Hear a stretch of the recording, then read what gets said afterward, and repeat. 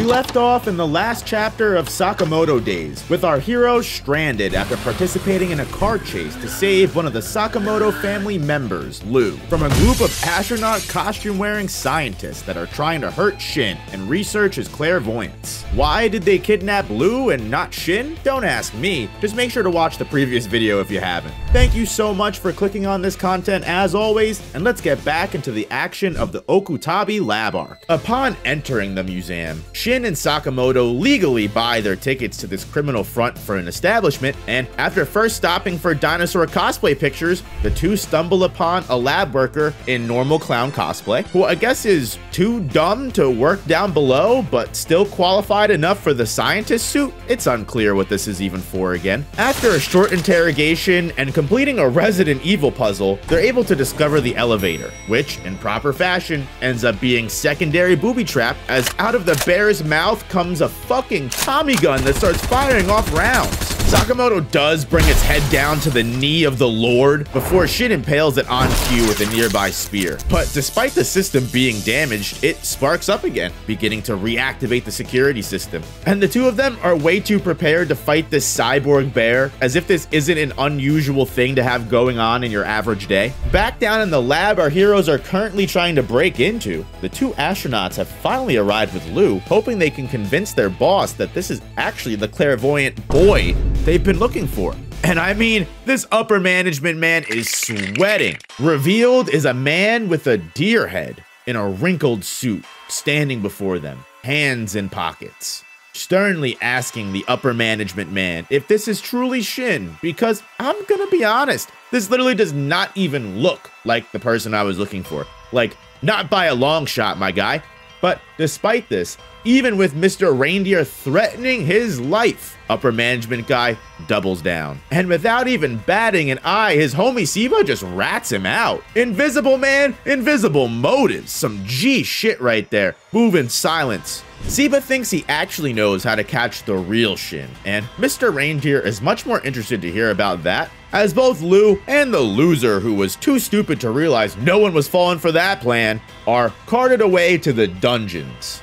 Another development happening in the background are two previously introduced Order members, Shishiba and Osaragi, arriving on the scene as well. It seems like the Order is on to the same thought Lou, as she's imprisoned, is starting to piece together. Ultimately, that this entire operation ties back into the person running around killing assassins, X. Osaragi and Shishiba are here to investigate that claim, and maybe stir the pot a little bit, adding more to the chaos already unfolding. Each of these Order members, including the newly introduced pair of hitmen on the Otonoki lab job, are assumed to be at Sakamoto's level, if not potentially even higher, considering Sakamoto's long been out of shape. Their inclusion to the plot is a wild card. Even Nagumo himself exists as an enigma. Are they allies? Are they enemies? It's too much to think about right now. After taking down the security bear, Shin and Sakamoto prepare to descend down into the lab, when suddenly the ante is upped. The next incoming challenger is Security T-Rex. And that's why it's dangerous to learn, folks. Stay away from museums. Knowledge is dangerous. Even though Sakamoto seems ready for the worst, even just a tail whip from the giant beast creates a large crater in the ground. And despite Shin being in shock they're literally fighting a fucking dinosaur right now, Sakamoto's much more concerned about taking the living, moving dinosaur model back home for his daughter. Always on the mind. Very wholesome, as Mr. Rex winds up for another colossal tail strike, which even Shin notes is a pretty agile move for a statue made of bones. He notices there's an electrical device in its mouth, and with that in mind, Sakamoto charges forward with his taser gun, patting Shin on the head telepathically for his good idea. Sakamoto dodges an attack and shoots an electrical bullet, marking the fossil no problem. However, this only serves to increase the T-Rex's power level, making it thrash about in an outrage, backfiring and striking a huge blow on Mr. Sakamoto. Now disarmed, the dinosaur makes its way for the kill, but Sakamoto is truly only upset he couldn't keep the dinosaur in one piece as he turns on his serious mode. Sakamoto said fuck the gun and picks up his fist, shattering the T-Rex's jaw before knocking it clean against the side of the wall, delivering the finishing blow like an axe to the neck. standing atop his prey as if he was always in control the entire time. After canonically proving he can take out dinosaurs, with all security measures dispatched, Sakamoto and Shin finally make their way down into the basement lab, arriving just in time to save a group of hostages being forced to experiment against their will. Again, no way these people aren't dying. Before Shin and the scientists he knew as a child can enjoy their reunion, they're interrupted by a crazy-looking motherfucker. It was explained to us by the hostages that the basement lab is controlled by this reindeer, real name Kashima. And Kashima leads this operation with his other strong bosses, who each command a floor of this lab, as if this was like the raid or some shit. And Mad Scientist Dude is one of these bosses. As Sakamoto and Shin try to hide, the hostages are terrible at lying. And they also forgot to hide all the unconscious astronaut bodies, so the jig was up real quick. The Mad Scientist begins his Joker bit, stabbing people with pens and everything, but before he can do more damage, Shin one-ups him by rocketing a pen like a dart and just barely missing that scientist's head by an inch. Comedically, Sakamoto is stuck in a locker right now, so only Shin and the scientist are left to size each other up, who shows his true agility and blinks away, instantly stabbing Shin in the neck from behind before he can even react. Now injected with some foreign chemical, at the click of a button on the scientist's wrists, Shin's brain inverts, making him only able to talk in reverse for the duration of the fight. Random, but okay. The Mad Scientist thinks he's already won and opts to use the next stage of his plan. But Sakamoto is finally free to deck him right between the eyes, blitzing out of the locker just in time. Now showing clear signs of damage, the Mad Scientist picks himself up. But the doctor snickers and acknowledges the legendary hitman, quote unquote, for what he is. Washed up. So out of shape, even a weakling like him can get the jump on Sakamoto now. And suddenly, just like Shin before him, Sakamoto notices he's been injected. But when Sakamoto goes to finish the fight before anything bad happens, he realizes he just ends up striking Shin. The Mad Scientist laughs maniacally and is clearly influencing Sakamoto's brain signals with another one of his drugs. After quickly realizing his brain has been rewired to attack friends instead of foes, Sakamoto is a bit quicker on the uptake than Shin and goes for a second punch that actually lands point blank on the scientist. Thinking he's got this figured out now, Sakamoto goes in for a second attack, but the scientist has free control to switch the inversion effect on and off, meaning this actually lands a haymaker on his poor sidekick Shin.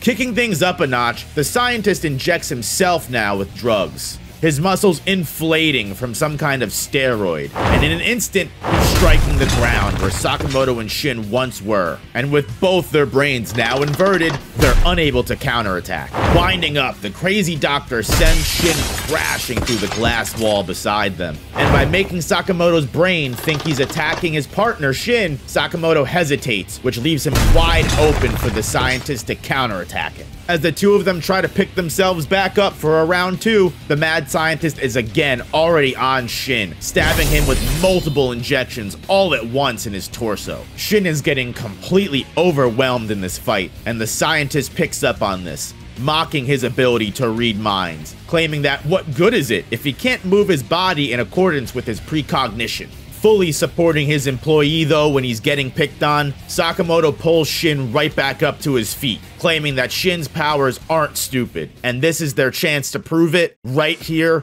right now.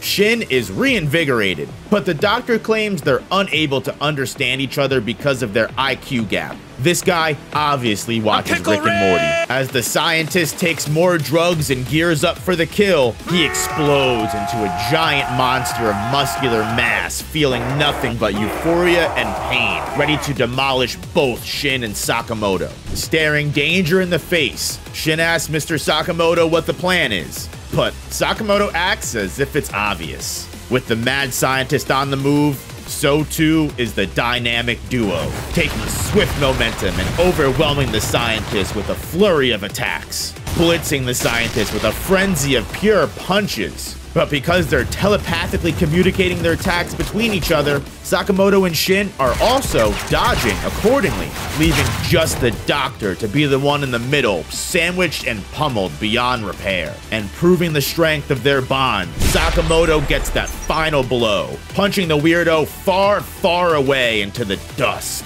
proving that not only is clairvoyance a handy power to have, despite being close, Sakamoto has no fucking problem punching multiple holes in Shin if need be. Further underground, as the higher floors begin to collapse into mutiny with Sakamoto's intrusion, Mr. Reindeer, otherwise known as Kashima, makes his way to the final basement floor and escape. Upset, his plans have crumbled early, followed by two of his lower level bosses, Basement 3 leader Takamito and Basement 4 Emperor Onigahara. On their way down, in typical order fashion it seems, both Osaragi and Shishiba are waiting for them next to a mountain slide of corpses. Having been happily patient for the big leagues to make their way down here, Osaragi and Shishiba claim it's their fault, because if this place wasn't designed to be so hard to get around, they wouldn't have had to kill all these people to find their way around. Their real objective is X though, the leader of this whole shindig, not some dumb reindeer. Unfortunately, as Kashima admits, X isn't here. But Shishiba is happy to abuse JAA law in order to kill these guys anyway for their supposed treason. But the order is nothing but cocky if they think they can actually take on two floor bosses at the same time? I mean, one was just pressing Sakamoto and Shin. Onigahara and Takamito press Shishiba, intimidating the much shorter Hitman. And with Kashima given the call that killing is allowed, Onigahara is the first to make his move with his Doc Ock looking mechanical arms. But before Shishiba can even stop her, Osaragi cleaves right through both floor bosses' throats as if their necks were papered to fresh scissors. A large buzzsaw whipped through the sinews, splattering blood all over Shishiba, who only asked her to hesitate so he could just get out of the way. Despite Osaragi and Shishiba just carrying on with casual conversation, clearly jaded to the amount of death they're responsible for, Kashima starts to tear up. As he takes his comrades' heads into his hands, he grieves over the Order's lack of regard for human life, vowing to exterminate the Order members here and now for not realizing the pain they've wrought across the world. Kashima reveals his true form, a stitched-together amalgamation of weapons and human limbs, exposing a nest of blades beneath one arm before instantaneously darting past Shishiba, inflicting a cut wound across the man's chest and explaining the only way to kill is to kill with purpose. Shishiba takes this hit in stride though, his signature hammer already positioned at the perfect trajectory to pull on Kashima's forehead and twist it a full 180 degrees. A cocky smile cracks into Shishiba's face as he pulls off this one-hit KO, in the same remorseless expression as when Osaragi dispatched those goons. The two Order members are surprised though when the reindeer takes his spun around head and twists it back into place. Apparently artificial down to the bone. Even neck snapping is unable to beat Kashima's weaponized and mechanical spine. Right on cue though, Sakamoto's fat ass falls right on top of Kashima, really testing that artificial spine. After everyone was nice enough to compose themselves and even stand on opposite sides, again with the casual attitudes of legends who have never had to worry about any serious threats, Sakamoto and Shishiba catch up like old co-workers. But Kashima, after seeing Sakamoto, calls him the only person to ever injure X, the assassin killer. Much to his confusion, as even Shishiba admits they're not too sure who X even is. So, what kind of relationship could he have with Sakamoto? Regardless, Kashima excitedly praises this opportunity to slaughter Sakamoto and present his corpse to the master, further transforming into machine as guns emerge from his free arm and mouth, similar to the security beast from above. The reindeer wastes no time attempting to jump the legendary assassin, who easily dodges Kashima's first attack. Sakamoto starts to wonder if Kashima is even human at this point, as more extensions come out to grab Sakamoto, charging up a literal fucking laser beam in the cannon in his mouth. And as Sakuma turns looking for, I don't know, maybe some fucking help, Osaragi and Shishiba are already halfway out the door, Sakamoto funnily just waves goodbye and wishes them farewell, just as Kashima blinks behind the retired assassin and slams him into the ground with a giant explosion. Now, despite this being the big bad of the arc, Sakamoto isn't the primetime battle of this story. If you remember, the whole entire kidnapping situation took place because Otonoki Lab was attempting to get a hold of Shin. Everything in this arc ties back to Shin's clairvoyance. And Lou was only kidnapped because the astronauts were stupid. So before we cover Sakamoto and his final fight with Kashima, we should go back to Shin and Lou's perspectives to truly understand the themes on display in this segment of Sakamoto Days. Back in the lab's prison, Lou, maintaining her triad spirit, refuses to give up. Attempting to break out after realizing the upper management scientist she got locked up with is no help whatsoever. Thankfully though, it turns out it's not just them in the cell, as a voice calls out to them, explaining Lou's gonna need a much better plan if she wants to break out of this cell, but he might have it for them. In the shadows sits a man laying in tattered clothes, surrounded by beautiful mind-styled writings etched into the wall behind him. This man is Dr. Asakura, and after popping the handcuffs that were holding him hostage, he formally introduces himself as the former head of the research facility. And after having to explain to Lou before she kills him that him and Mr. Reindeer are on two entirely opposing sides, Lou, Dr. Asakura, and upper management guy hatch a plan of escape. It's further explained to us that although the Science Museum has always been a covert lab operation, the evil experiments didn't really start taking place until about a week ago. Mr. Reindeer and a large number of assassin-type characters showed up and simply took over the place with little resistance. If you didn't agree with their rule, you were locked in a cell, or even worse, killed. Simple as. Which explains why there's such a high level of mutiny going on with Sakamoto and gang coming to shake things up. And after they dropped the bomb on Dr. Asakura that the organization wanted Shin for his clairvoyant powers, we get a small flashback of the past where Asakura was just a young researcher when his old friend, a person named Ando, one day dropped off a young child, asking him to babysit, and then never returned. At first, Dr. Asakura and the child were like oil and water, never getting along. And Asakura cursed his old friend for leaving him behind with the burden of a snot-nosed brat. However, over time, a parental bond formed between Asakura and the newly named child, Shin. They looked out for each other and took care of each other when no one else would. Shin was even one of the only people to show interest in Asakura's side research. And when others made fun of it, Shin defended him. However, everything changed when the Fire Nation attacked. One night during an intense research session, Shin wandered sleepily into Asakura's lab looking for a cold drink, and while the doctor was frantically preparing an experiment, Shin unknowingly grabbed the vial of liquid Asakura was looking for. And after drinking it, that failed experiment Asakura had been working on turned out to be a success in the worst way possible. At first, thankfully, Shin was just sick. Dr. Asakura literally thought he would die. So as he thinks to himself he's glad the kid survived, Shin just outright responds to Asakura's inside thoughts as if he said them out loud, slowly coming to find out that his experiment did actually work. It turned Shin's brain into a radio for other people's thoughts, at least in a general range around him. And at first, Shin was thrilled with the fruits of Asakura's research, using it for all sorts of things. However, over time, the effects of the experiment began to take a toll on Shin's relationships with people, constantly hearing the thoughts of those who didn't want Shin around for privacy reasons, claiming they never felt comfortable around Shin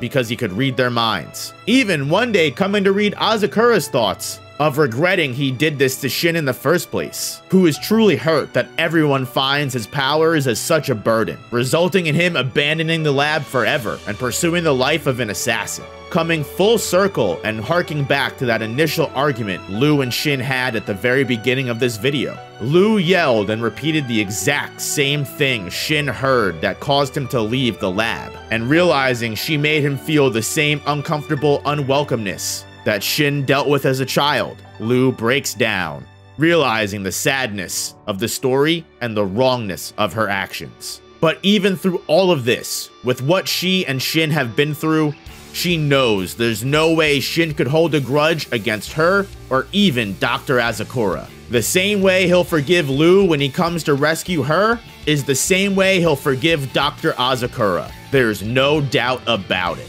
Now, with everybody reinvigorated, Lou, Asakura, an upper management guy who is definitely just along for the ride and not contributing whatsoever, break out of their cell and begin their infiltration mission. Meanwhile, as Team Lou escapes, Shin sprints through basement floor 2 alone in an attempt to reach Lou's prison cell. After a booby trap caused Mr. Sakamoto to fall down a hole in the floor and split them up, explaining how he landed in basement level 5 with the Order and Kashima. In the middle of all these intersecting events, Shin picks up on a presence watching him from afar, darting to the side as some invisible force slams itself onto the floor right next to him. As he slips back, Shin immediately recognizes this tactic. With the jig up, Seba disables the invisible suit and makes himself known. Upset that Shin was able to figure him out, because now that the element of surprise is taken away, it makes Seba's job that much harder. Shin doesn't have time to waste on Seba's bullshit though.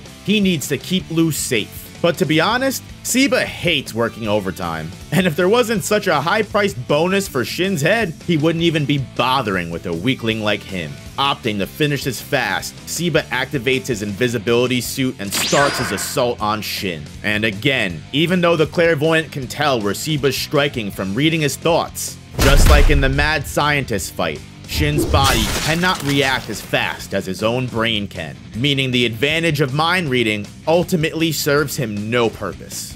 More attacks land on Shin's torso, but no killing blows. Seba ensures he won't kill him too early, as even though he hates overtime, clocking out early is a bad look. Shin is consistently on the back foot as the battle continues, but he finally starts to better adapt to his mind reading, slowly getting the hang and dodging Seba's invisible attacks at the very last second. Deciding to not give him enough time to continue adapting, Seba moves in and takes the finishing blow. While Shin is catching his breath, he notices the shadow of a small bird flying overhead. The dagger Seba's been using stabs into Shin's side, still moving too quick for Shin to dodge. But as Shin falls, he takes the last of his strength to wipe a large splatter of blood on Seba's Invisisuit. With what might be his last breath, Shin tells Seba he never misses. And before the Invisible Man can even wonder what Shin is on about, 2 sniper rounds ricochet right through Seba's shoulders and cause critical damage to the now exposed man. And thankfully sending Shin just the right signal he needed, Heisuke appears on the scene, cocking back his rifle for the next shot, more than ready to pay back his debt to his new friend. Seba picks himself back up and takes cover, thinking a sniper is no problem if you know where they are and stay out of their line of sight. And Heisuke wonders if that's truly sound logic, as he fires another bullet and just barely grazes Seba's shoulder, just a hair off this time. In an attempt to throw Heisuke off, Seba goes incognito again, but the #1 sniper can still use his sense of hearing to track Seba, firing off a couple more rounds that completely dismantle the catwalk Seba's running on. And as Seba jumps onto the opposite catwalk, his invisible jacket is, for some reason, nowhere to be seen now. Like, no, not in the normal way you can't see. Wrapping something up and quickly chucking it at Heisuke. Before the sniper could even realize what happened, his torso was pierced all the way through by a large stake of debris. Even though it was looking right at Seba, Heisuke never could have noticed the projectile, as it was wrapped up with a piece of the invisible jacket, cloaking it just enough to make its mark on Heisuke. As Seba pops his jacket back on in style, he stands over the injured Heisuke, stomping on his arm before the sniper can raise his rifle and take another shot. It goes off anyway, much to Seba's confusion, but again Heisuke proves his skills by striking Seba again with a ricochet. This time, it takes his entire fucking arm off, giving Heisuke just enough time to roll back and aim, threatening the incapacitated Seba with a headshot this time. But Seba's trickery never ends. Surprisingly, unknown to everyone that he could even do this, he only partially activated the Invisisuit, meaning something's been hidden up his sleeve. Again, no pun intended. Using his speed, Seba clears enough space to land another critical stab into Heisuke's stomach with the previously thought to be disembodied arm. planning to just leave Heisuke to bleed out. With one last attempt, Heisuke calls out to his new friend Shin, putting all of his trust into this Sakamoto family. Heisuke's last sniper round, instead of being aimed at Seba, gets fired right into the sprinkler system. And as the water falls like rain, it sets the tone for a depressing end to Heisuke.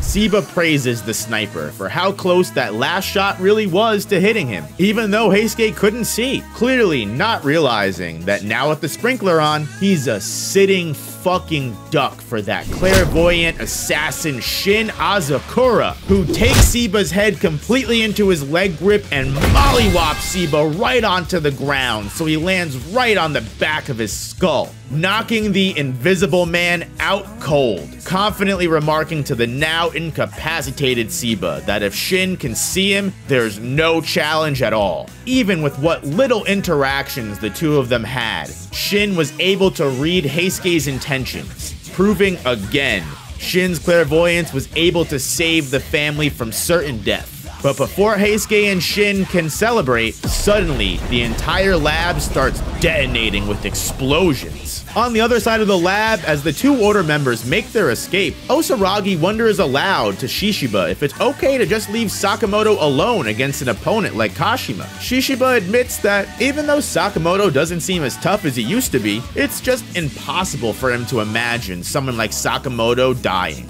Cut back to their fight, Kashima is growing more and more annoyed that Sakamoto just keeps dodging every attack. He continually fills the fight silence with rants about how his research was meant to propel the assassin world forward, and the Sakamoto family's insolence shouldn't interfere with that. And Sakamoto challenges Kashima, saying that if he truly wanted to accomplish something good, he should have started by taking care of the people close to him. And just as Kashima starts shit-talking about how all of Sakamoto's special friends are probably already dead now anyway, Sakamoto shuts his ass right up by lodging a pen directly into his mouth cannon, causing it to react and explode right in Kashima's face. Sakamoto just can't stand people that underestimate his staff. Kashima talks way too much, and wait a minute, he hates Christmas too? Fuck this guy. It's revealed that the explosions going on throughout the facility are actually stemming from a self-destruct protocol Kashima initiated. In 20 minutes, the entire place will be blown to hell. But Sakamoto calmly just cracks his knuckles with that information, claiming he only needs 5 to completely massacre this reindeer. Round 2 begins with Kashima making the first move, and despite Sakamoto's body not looking very agile, he can still keep up and dodge all of Mr. Reindeer's attacks. Kashima has used all of this lab's research to weaponize 70% of his body, becoming an anomaly of nature, which explains why he's so damn strong and fast. But Sakamoto says he's got weapons too, pulling out of his pockets a half-off coupon sticker, a shop advertisement, and a mechanical pencil. And oh boy, in anyone else's hands, this would be a joke. But as Kashima fires from long range, Sakamoto closes in, flicking fucking pencil lead into my man's eye, ignoring any intrusive thoughts this might give me about how painful it is. Just as Kashima gets comfortable with only having one eye for the fight, Sakamoto covers that last bit of vision with that half-off sticker, slipping behind the blind $1 million man and bonking his ass way back into the wall. He pulls off his belt like dad after he found out you left the bathroom light on, and tells Kashima his reliance on weaponry is the sign of a third-rate assassin. Kashima tries to clap back, saying that if he's a third-rate assassin and Sakamoto can't even beat him, what does that make Sakamoto? And after seeing just how much damage Kashima can take, Sakamoto asks if he's just plain immortal, and the reindeer man admits he himself isn't even aware of what it would take to kill him at this point. Whatever it does take, Kashima will give his entire life and more to serve Master X, the only person in life to ever validate him and make him him feel justified in his grief. But before the sob story can really begin, a train comes rushing down the track the two assassins are standing on, forcing them both to jump out of the way. And Kashima reveals another hidden contraption, launching mechanical wires to wrap around Sakamoto like a coil. Kashima lands on the train in an attempt to drag Sakamoto's body along the track, but much to his surprise, Sakamoto's just riding that piece of railroad like a surfboard. And after using his sleight of hand to cut through the wire with nothing more than his pure paper advertisement, Sakamoto takes hold of those wires and rips Kashima through the air into the wall of the tunnel. On the other side of the track, another train is doing its business, passing towards its destination, before the two assassins come crashing through the wall next to it, placing them right in front of the train as they're sent flying through the glass and into a speeding passenger car. Their bodies ripple through civilians as inertia attempts to catch up with them. Kashima is the first to compose himself, at this point almost torn to pieces from all the damage he sustained, and like the asshole he is, he steals a passenger's water bottle. Because of all the things his bodily functions still require, he gets thirsty for some reason. Kashima finally begins to acknowledge Sakamoto's strength as the legendary assassin,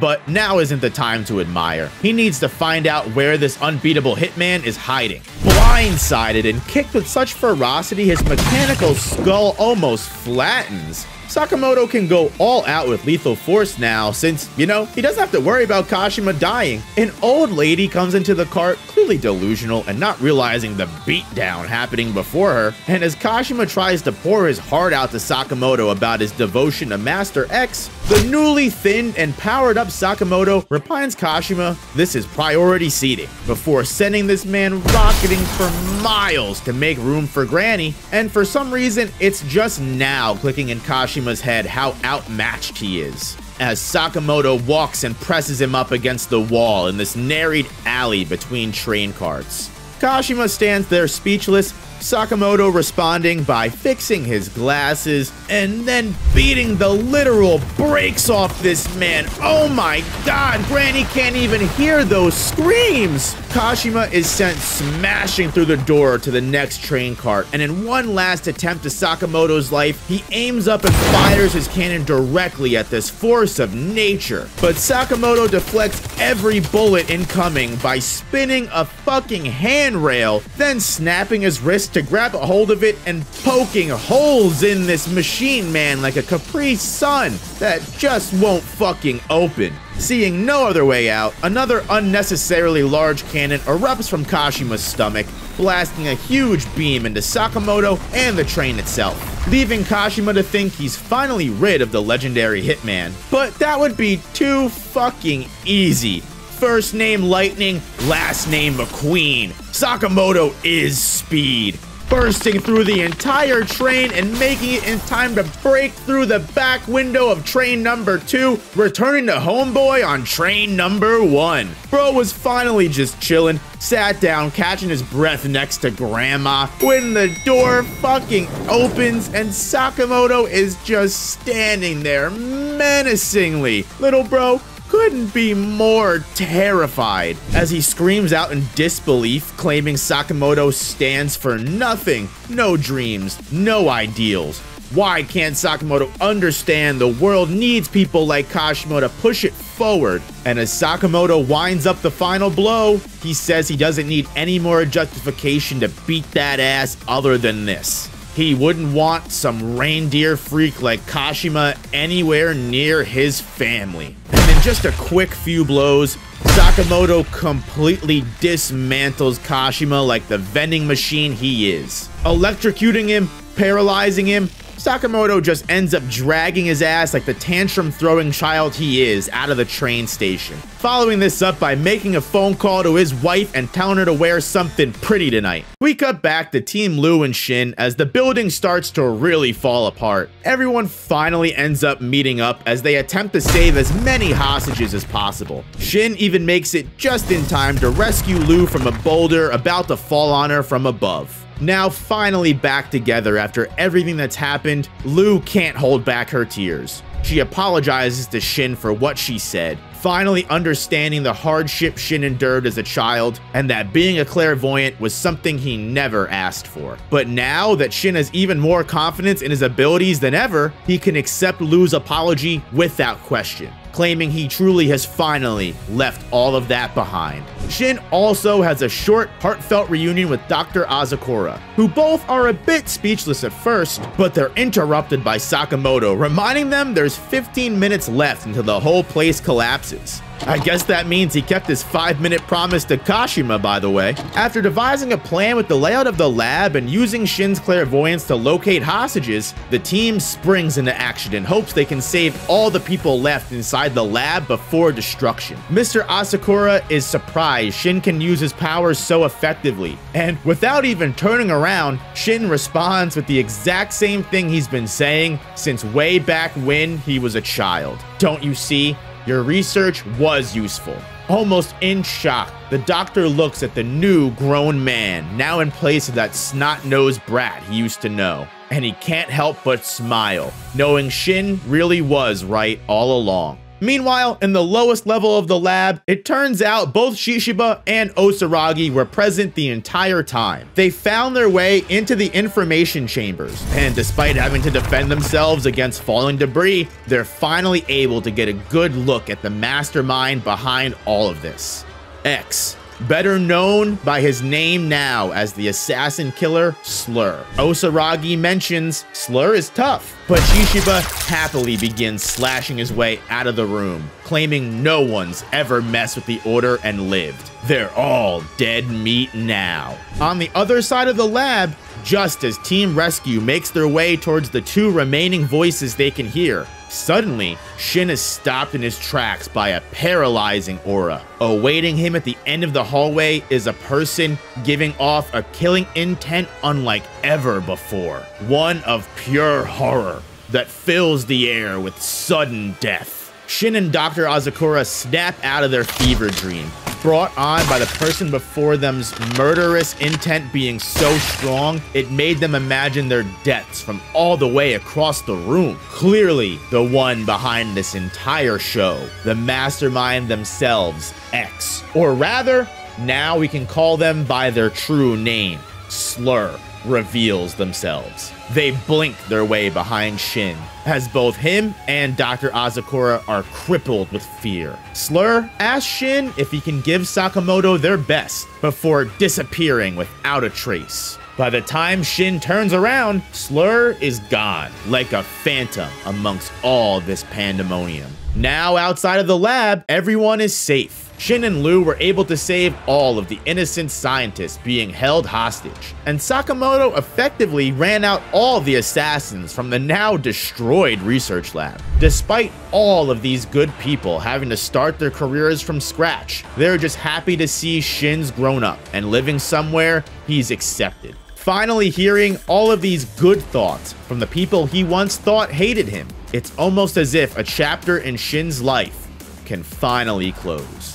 After a long, perilous journey, the Sakamoto family resumes the closest thing to normalcy they possibly can. Although the hit on Sakamoto still remains ongoing, they've gotten closer than ever to finding out who's behind it all. However, the deeper things go, the deadlier they become. Now that the Order is involved, the death toll is only sure to continue rising. And who knows how long a group of assassins with that level of caliber will stay friendly, or if what they even are to us now can be considered such. And with big players like Slur and Mr. Reindeer calling the shots, if the lab was only a small personal project, what exactly could their main goal look like? Kashima was a very philosophical man, spouting nonsense about killing people properly and allowing people with value to run the world. But is that what the main mastermind truly feels as well? As waves in the assassin underworld begin to ripple and those waves crash into the Sakamoto family's life, at least one thing remains constant. Shin and Lu